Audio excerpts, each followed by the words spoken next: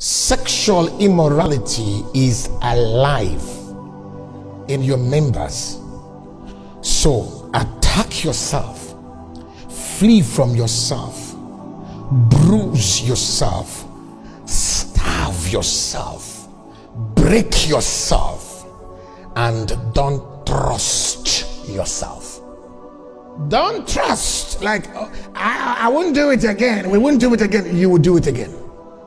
Just stop the relationship at least for 3 years. Then you will be victorious. The sexual immorality you are struggling with is not because of that seductive sister in church or that seductive brother in church. It is you. It is your uncontrollable urge, your emotions, that is leading you to either yield to the seduction of that woman or yield or make advances to that man to respond. So immorality is something that is already ongoing in you prior to you acting it out. So if you can deal with yourself, you will overcome that immorality. It's not coming from the person, it's coming from you.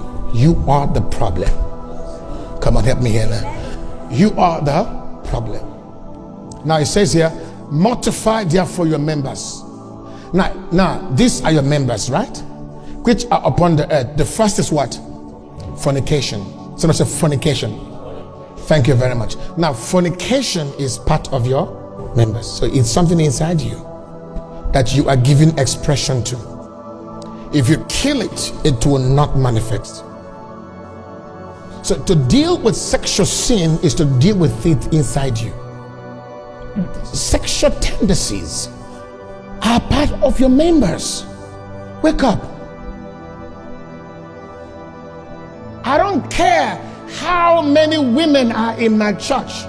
I don't care how they try to cast their spells, how they try to seduce me, whatever. Go and put all the paint on your face. Fool for where? Put all the clothes. If I don't have lust, your spell will not tempt me. I will only respond to your spell of seductive attitudes and displays and dispositions only when I have lust. So that lust will connect and create that magnetic flux of attraction between both of us to commit fornication. So that's why Paul says, mortify fornication, so that fornicators around you will not magnetize you.